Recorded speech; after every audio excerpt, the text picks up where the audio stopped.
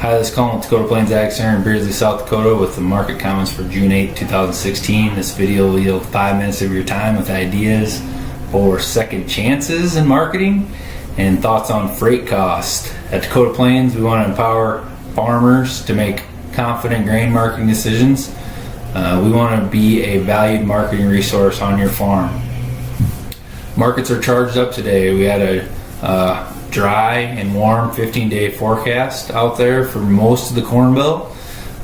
We also have the funds positioning for Friday's USDA report. Friday at 11, that is out. This morning I drove from Wagner to Napa Junction and back to Beardsley. Napa Junction is by Yankton.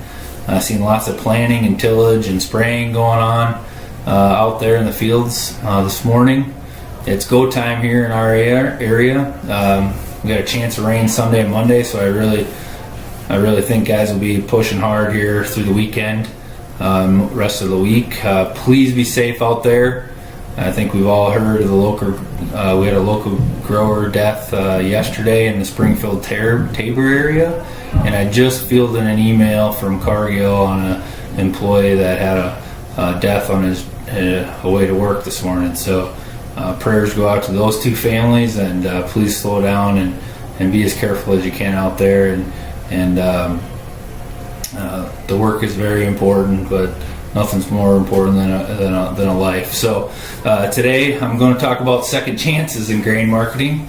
I've sensed a lot of regret out there with guys making sales and then continuing to watch the market rally. So if a guy wants a second chance, there are market tools. A call feature attached to a price contract can give you a second chance. Example, I have a customer who bought a 390 September corn call last winter, maybe February time period. He had a total investment of approximately 30 cents. The call is worth 56 cents today, so 26 cents of value in that.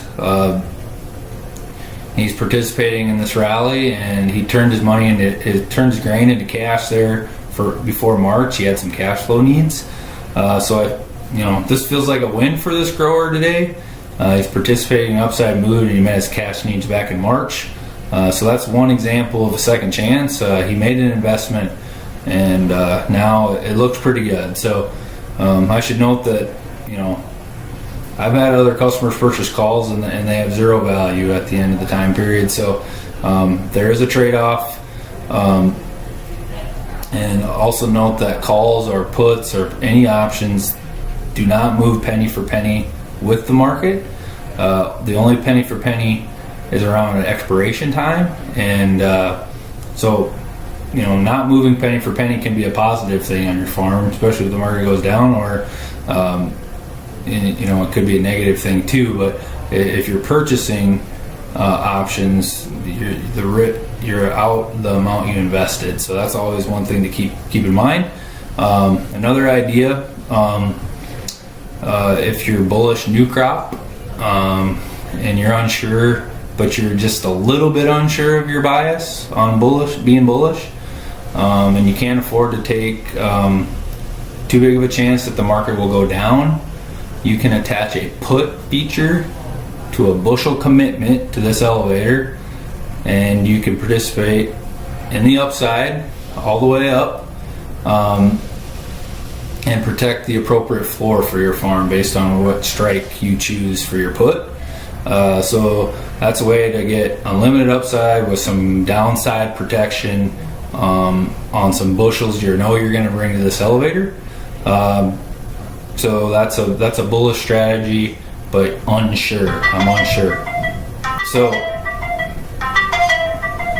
another way, actually, if you purchase options and attach them to your contracts, you're only out your investment. There's no margin, only a bushel commitment to our elevator. We will net the investment at cash settlement, so there's no out-of-pocket money exchanged. Reach out to us if you want to learn more about these combinations on minimum price contracts. We call these minimum price contracts. They can be customized to your needs, to your concerns, and they can be customized to what you're trying to achieve on your farm. So Last few videos I talked about the overlook costs on the farm. I covered depreciation and cost of carrying grain. The last invisible costs, I like to call them, that I wanted to cover is freight, trucking.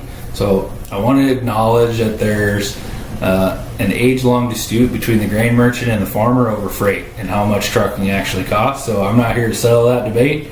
I'm just here to provoke some thought. So the grain merchant knows what commercial trucking costs. He writes a check to the trucker. He knows what it costs him. So a lot of times he can't understand how the farmer values his own trucking and why he values it so much less than what he's writing a check for. So the farmer can't understand why the merchant is paying so much for trucking, because he's only out his fuel. He's only out his fuel, and that he drives his extra 80 miles to the better market, the hot market, right?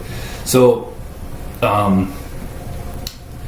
there are growers that I know that really understand their fuel costs, and they really know their time, and they value your time and how much it costs them to be away from the farm for hours at a time. And then there's guys that are willing to go, to the hot market for an extra $50 a load, even if it means 3 or 4 to 5 hours in a truck. So I always say that's each farm's business decision, and to decide if that's worth it or not. So I will tell you, if you only have fuel into your trucking, we are taking applications for trucking, and we will pay your fuel, and you can ship to the markets that we ship to, and we will definitely cover your fuel if that's all that costs you. So costs associated with trucking are and this is nothing new, it's depreciation on your truck and your trailer. It's repair and maintenance, tires, anything that has to do with your drivetrain or your engine or anything, any repair. It does include fuel, and you guys are well aware of that. Also, the hourly wage for the driver. You might have a hired man in there, or if you're the guy in there and you're not paying yourself, remember there's opportunity cost. How much would you pay a guy to sit in a truck for that long? So those are things that merchants take into account when they hire a truck. So that's why they value freight maybe differently than the farmer. But I know a lot of you guys have a handle on what your trucking costs. I just wanted to draw it to attention. I'm out here to settle the debate. I just thought I'd provoke some thought. So at Dakota Plains, we provide an on-farm service for grain marketing. Some growers really like the privacy of meeting a grain buyer on the farm. So reach out to us. We want to be your face-to-face resource on your farm. Thanks for watching. Stay tuned, build a plan, get your targets.